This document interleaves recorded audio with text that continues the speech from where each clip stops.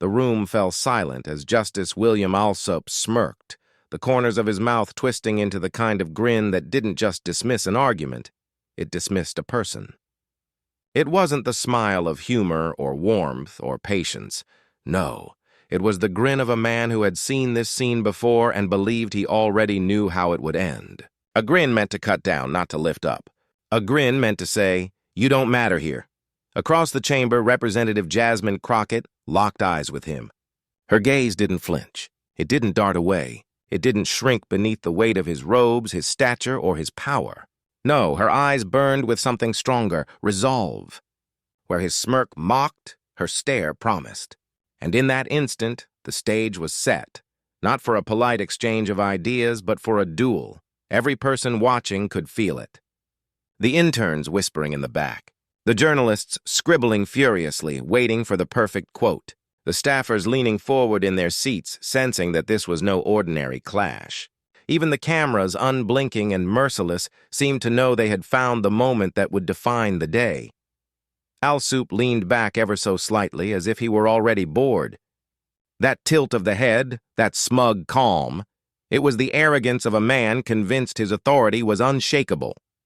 But Jasmine Crockett wasn't rattled.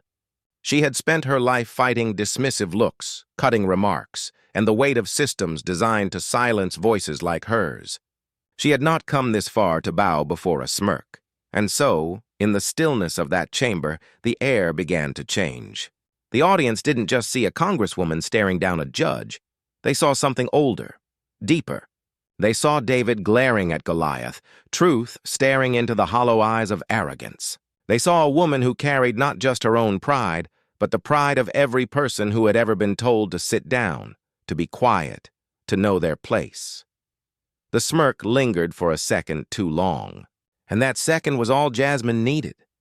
That smirk wasn't just a gesture, it was a challenge. And Jasmine Crockett was about to deliver the answer of a lifetime. To understand why that smirk mattered, you have to understand the stage it was performed on. This was no ordinary room, no casual setting where words could drift off unnoticed. This was a chamber where the weight of decisions could ripple across the nation, where a single phrase could alter the course of law, policy, even history. Every eye was trained on the dais, every microphone wired to transmit not just sound but symbolism. And William Alsup knew it. He'd been here before. He'd basked in that gravity, wielded it like a weapon, and worn his smirk as a badge of authority. For years, Alsup's reputation had followed him like a shadow. Brilliant? Yes. Experienced? Undoubtedly. But alongside those laurels trailed whispers of his arrogance, his tendency to reduce opponents with a dry chuckle, a dismissive glance, or the kind of half-smile that implied, "I've already won and you're wasting my time." To some, it was confidence. To others, it was cruelty polished into ritual. Yet what made this moment different was the person seated across from him. Jasmine Crockett had never been the type to shrink from arrogance. She had earned her place not through backroom deals or inherited privilege, but through grit. She had fought for her community in Texas courtrooms where resources were thin and stakes were high. She had entered politics not to bask in ceremony, but to battle injustice head-on. She was known for her voice, razor-sharp, unflinching, impossible to ignore. And so, when Alsup smirked, those watching didn't just see a clash of personalities. They saw the embodiment of a larger struggle, the old guard, cloaked in entitlement and authority, against the rising fire of a new generation unwilling to bow. His smirk wasn't just arrogance, it was the weight of centuries of dismissal, of voices told they did not belong at the table. Her stare wasn't just defiance. It was the collective will of every person who had ever been told to stay silent and refused. The tension in that room grew thicker with each passing second. Observers leaned forward not only because they wanted to see Crockett's response, but because they needed to. This wasn't gossip. This wasn't theatrics. This was dignity on trial, lived before the cameras. And though no verdict had been read, no ruling handed down, everyone could sense what was at stake. Respect, equality, the very question of who gets to be heard in America. For Alsup, it may have been routine. For Crockett, it was destiny.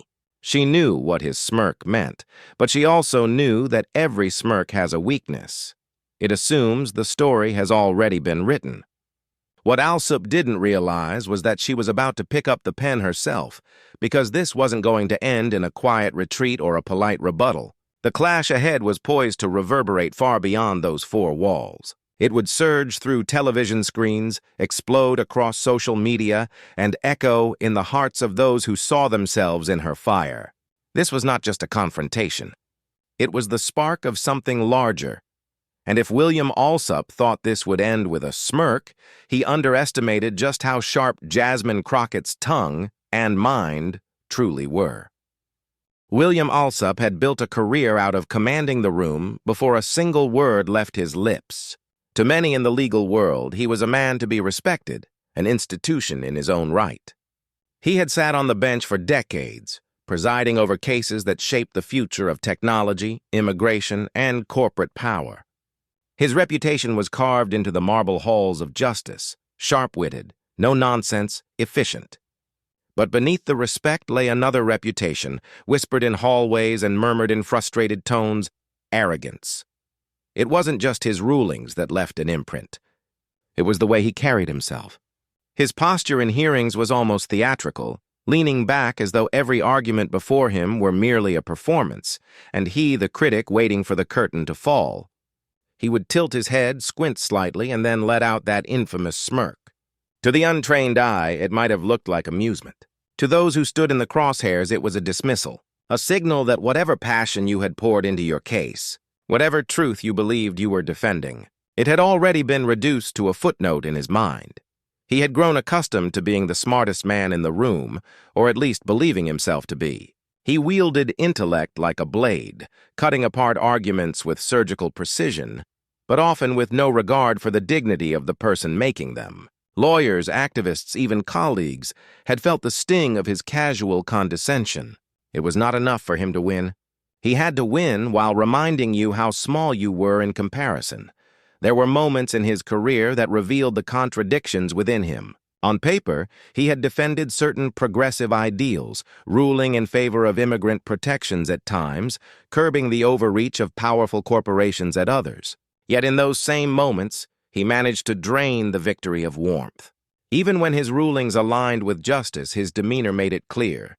He was the arbiter, the final word, the figure towering above it all.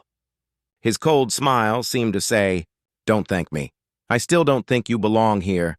Those who watched him closely understood that Alsup's authority was not just rooted in law, it was rooted in performance. His smirk, his body language, his timing, they were all part of a show designed to remind anyone who dared to step into his courtroom that this was his domain, that he would decide what mattered and who mattered.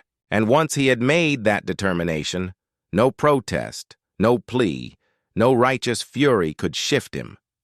Over time, his arrogance hardened into habit. He no longer needed to silence dissent with words. The weight of his reputation did the work for him. Many lawyers entered his court already defeated in spirit, bracing for the inevitable scorn. Activists whispered about that Alsup look, the one that could deflate an argument before it had even begun. And for years it worked. For years his smirk was enough, but the contradiction lingered, gnawing at the edges of his legacy. How could a man who occasionally sided with the underdog exude such disdain for those very voices? How could someone entrusted with justice seem so unmoved by the humanity behind each case? The truth was uncomfortable. Alsup was a man of law, but not always a man of empathy. His rulings might favor dignity on paper, but his demeanor denied it in practice. And that disconnect made him dangerous. Not because he was overtly corrupt, but because he cloaked indifference in the costume of authority. This was the man Jasmine Crockett faced. A man who had silenced countless challengers with nothing more than posture, tone, and that sly curve of his lips. He had grown so used to his own dominance that he no longer recognized it for what it was, contempt polished into habit. To him, it was just another day, another opportunity to remind the world who held the gavel. But arrogance breeds blindness. And while William Alsup was busy perfecting his smirk, busy looking down on those who dared to challenge him, He didn't notice the storm quietly gathering across from him, because while he was busy looking down on others, he didn't notice who was ready to rise up against him. Jasmine Crockett's story did not begin in the marble halls of Washington. It began in the modest neighborhoods of Texas, where hard work wasn't an option. It was survival. Raised in a working-class family, Crockett learned early that dignity was not something freely given. It had to be defended. Every bill paid late, every door closed in her face, every reminder that the system was not designed for people like her etched resilience into her character. She carried those lessons with her, not as scars but as armor. Her path to politics was anything but smooth. Before she ever took an oath of office, she was a public defender. Day after day, she walked into courtrooms where the balance of power was never equal. On one side stood the state, armed with resources, authority, and influence. On the other stood her clients, often poor, often overlooked, often assumed guilty before a word was spoken. Crockett fought for them with everything she had. She gave voice to those who had none, pushing back against prosecutors who smirked the same way Alsup did, against judges who rolled their eyes at pleas for fairness.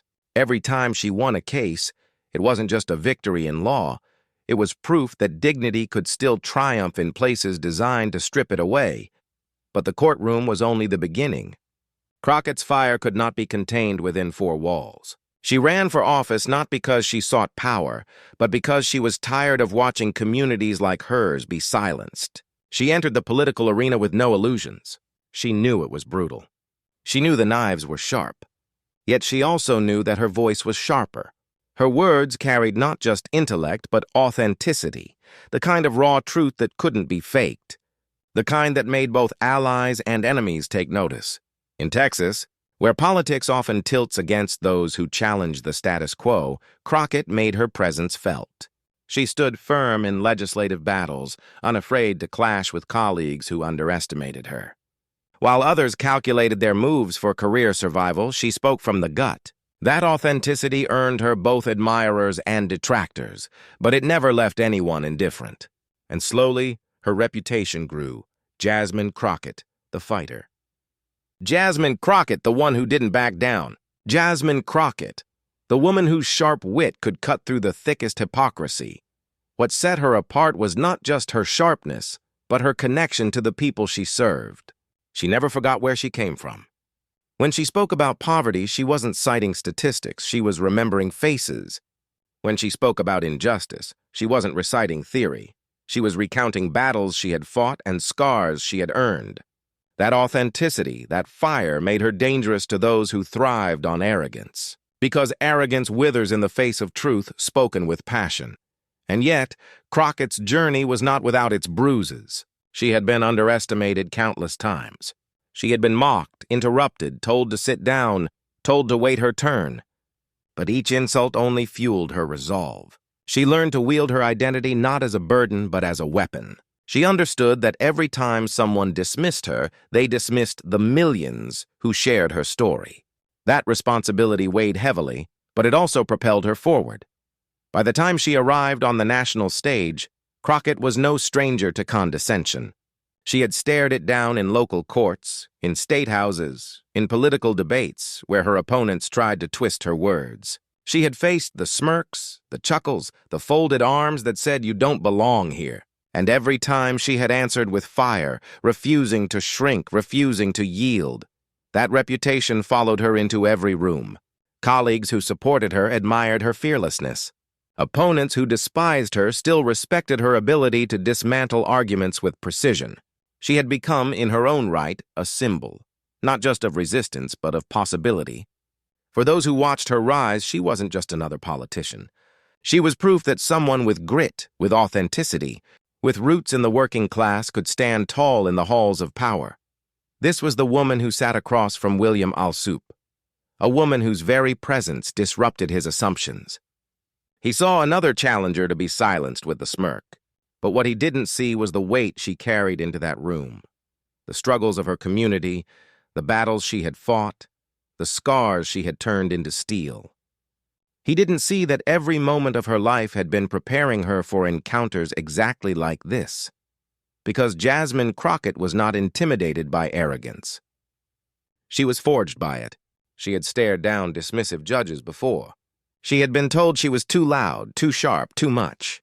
And yet here she was, louder, sharper, more unstoppable than ever. Her fire was not just her own. It belonged to everyone who had ever been told to stay quiet and refused. And when she walked into that room with Alsup, her entire life's fight prepared her for this exact moment. The first words from Justice Alsup were not outright insults. They were sharper in their subtlety, the kind of remarks that, on paper, could be defended as harmless, but, in delivery, carried the sting of dismissal. He leaned forward slightly, adjusting his glasses, his tone measured but dripping with condescension. "Well, Representative Crockett," he began, dragging out her title just long enough to make it sound like an afterthought. "I suppose you've brought us your perspective, though I wonder if you fully grasp the complexities of what we're dealing with here." The words hung in the air, quiet but heavy. The staffers in the room shifted in their seats. They had heard this kind of remark before, an elegant way of saying you don't belong at this table. And then came the smirk, that same slight curl of the lips that suggested finality, as if he had already delivered the knockout blow. But Jasmine didn't flinch. She didn't rush to respond. Instead, she let the silence breathe, her gaze steady, her posture unbroken. She had learned long ago that sometimes the most powerful answer was patience, the kind of patience that lets arrogance reveal itself fully before striking. Alsup, sensing no immediate rebuttal, pressed further. "You see, Representative, in matters of this magnitude, it isn't enough to simply speak with passion. One must understand the law, the precedent, the nuance. It's not about sound bites. It's about expertise." He allowed himself a soft chuckle, a self-satisfied exhale that was more performance than amusement. The room felt the jab. It wasn't just an attack on Crockett's argument. It was an attack on her legitimacy. He was painting her as a novice, a firebrand with words but no wisdom, an outsider unqualified to stand on his stage. It was arrogance distilled into rhetoric, and he expected it to land the way it always had, unchallenged. But Crockett remained composed. She leaned forward just enough to close the gap, her eyes never leaving his. Her silence wasn't weakness, it was strategy. She wanted the room, the cameras, the audience beyond those walls to witness every ounce of his condescension. Because when she finally spoke, no one would question what she was answering. The tension thickened with every second.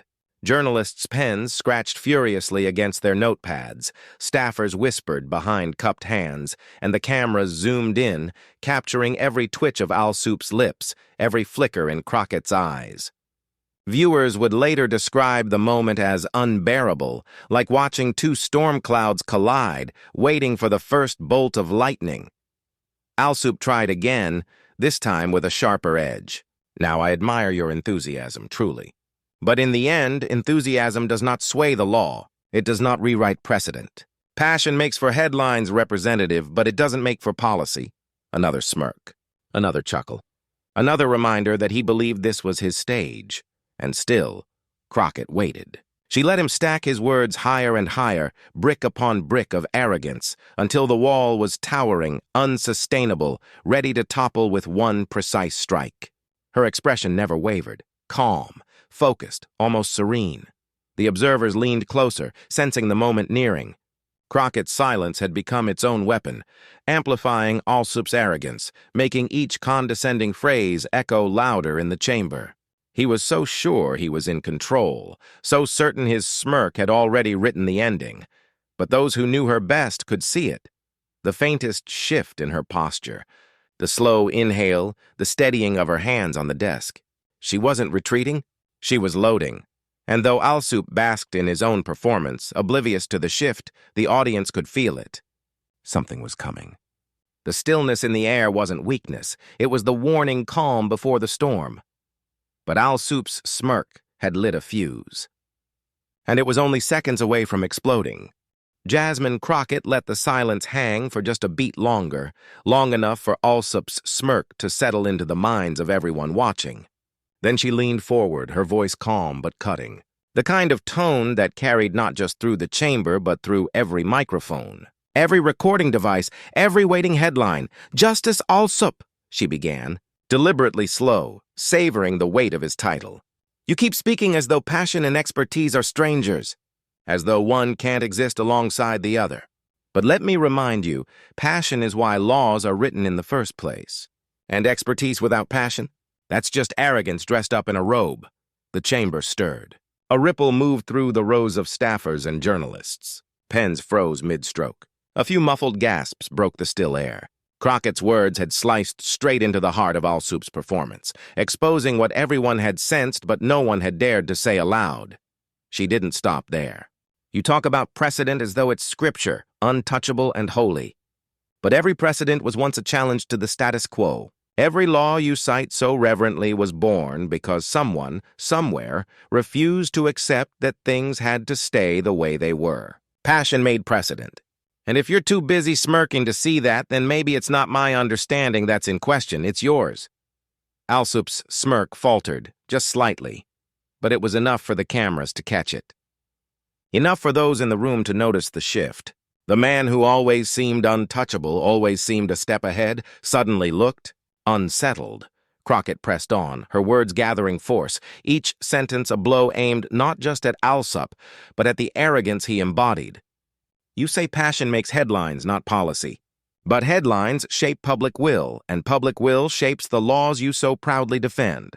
Without passion, without the voices of the people demanding change, your precedents would sit in dusty books, never challenged, never reformed, never made to serve the very people they're supposed to protect. You sit there smirking as if you are the guardian of order. But what you're guarding isn't order, it's comfort. Your comfort.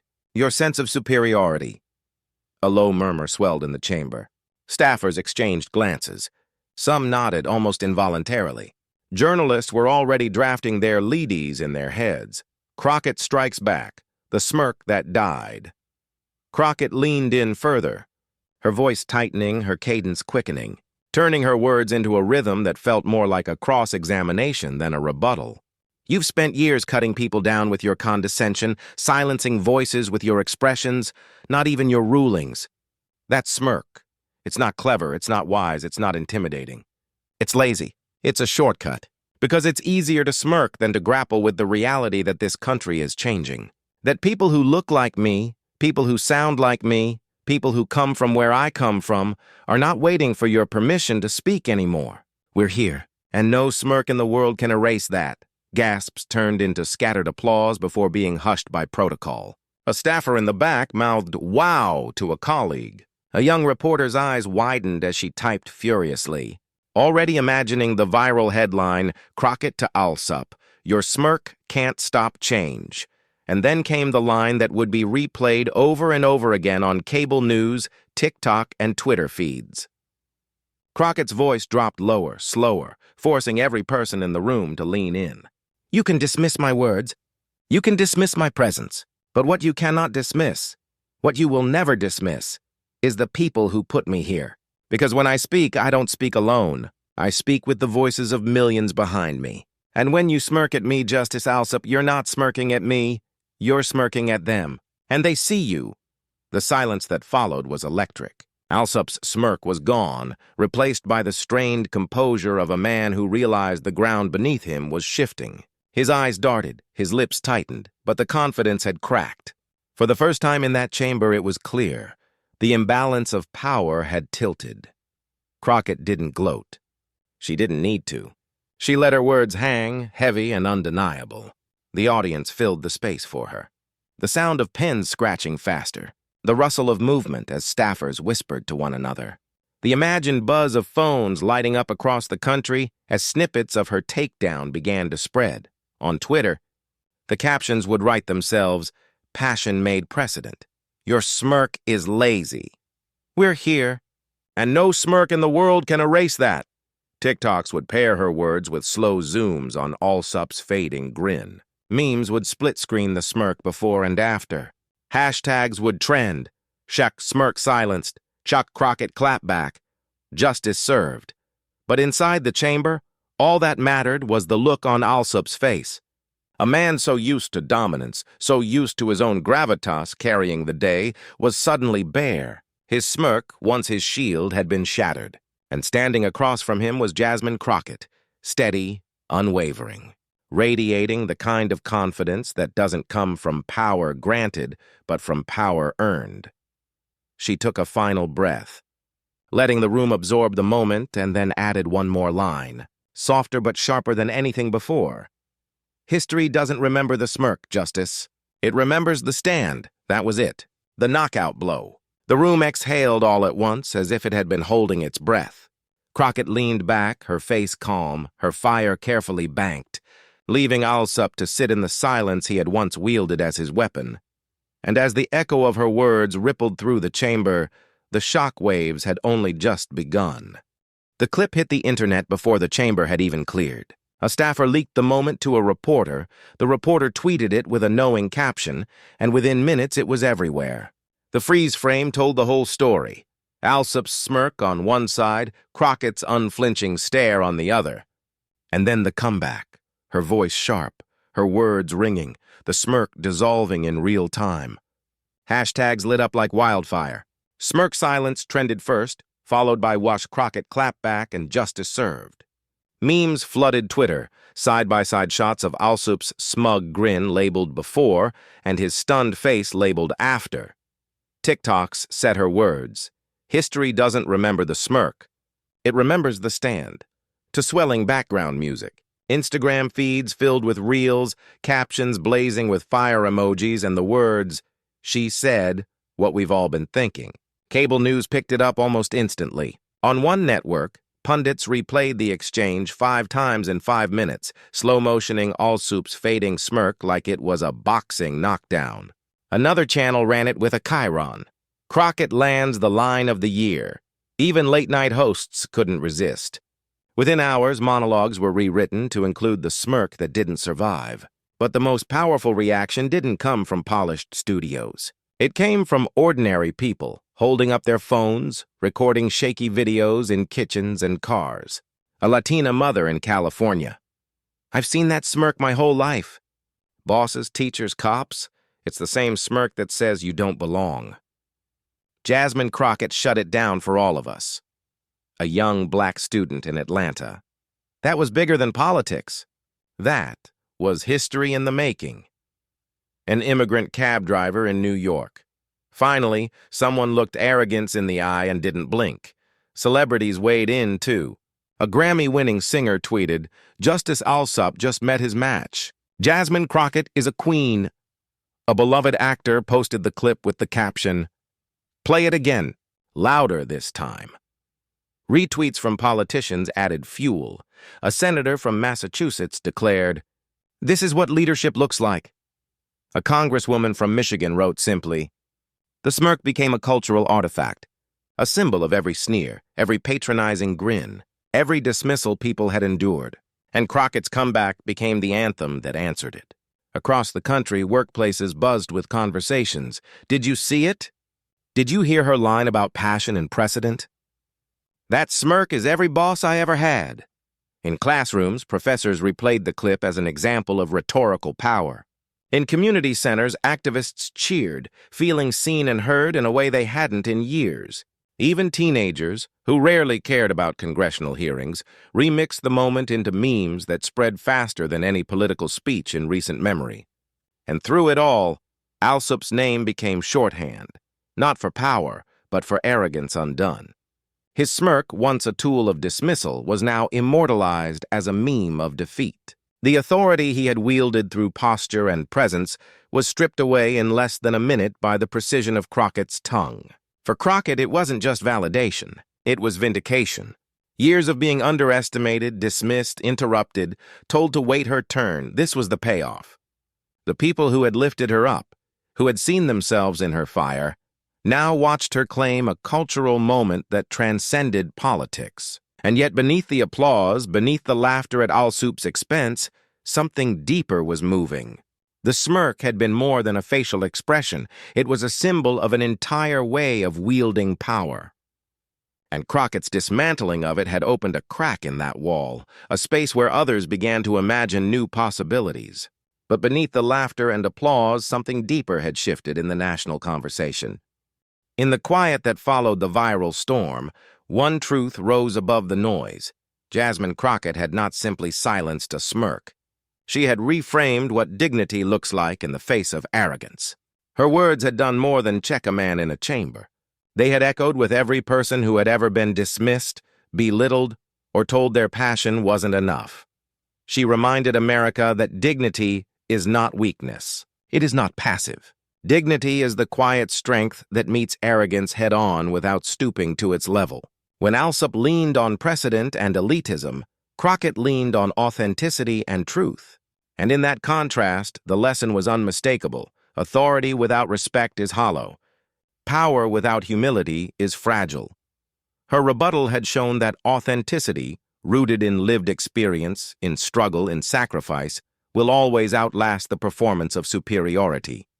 For every smirk meant to belittle, there is a voice ready to rise and remind us that humanity beats hierarchy, that empathy outshines ego. In a culture too often obsessed with domination, Crockett's stand offered something different, proof that courage paired with clarity can pierce even the coldest sneer. And this was more than a personal victory. It was a collective one. Crockett's sharp reply belonged not just to her, but to everyone who has ever had to swallow their pride in the face of dismissal. In that chamber, her words spoke for the workers told they were replaceable, for the students told they weren't smart enough, for the immigrants told they didn't belong. In one moment, she gave voice to millions who had carried silence for too long. The power of her stand wasn't only in what she said, but in what she symbolized. This was Americanness at its truest. Not arrogance in robes, not elitism cloaked in authority, but the raw courage of speaking truth to power. It was the reminder that the promise of America lies not in the smirk of the privileged, but in the fight of the persistent. And as the applause, the memes and the headlines continued to swell. Crockett herself never lost sight of that bigger picture. Her words weren't crafted for virality. They were forged from years of carrying the weight of her community. From knowing that every time she stood tall, others would see themselves standing too. So when the smirk faded and the silence settled, the lesson remained. Arrogance may fill a room, but dignity fills a movement. Elitism may dominate headlines for a night, but authenticity lives on in the people who refuse to be erased. Crockett had turned an insult into a mirror, reflecting not just Alsup's arrogance, but the courage of everyone willing to rise against it. And in doing so, she reminded the nation of a timeless truth. The arc of respect bends toward those who refuse to bow their heads. But Crockett's words weren't just about silencing one man. They were about giving voice to millions who refused to be dismissed. The image is still burned into our minds, the smirk that thought it had already won, and the silence that followed when Jasmine Crockett shattered it with truth. One face told the story of arrogance. The other told the story of dignity. And in that instant, dignity won. But here's the real question. Did you feel it? Did you feel that surge of pride when she spoke? Did you see yourself in her fire, in her refusal to bow, in her unshakable belief that every voice deserves respect? That wasn't just her victory. It was yours, too. It was a reminder that every time arrogance tries to dismiss us, there is power in standing tall, in answering not with hatred, but with clarity and courage. Moments like this don't just happen in chambers or courtrooms, they ripple out into our daily lives.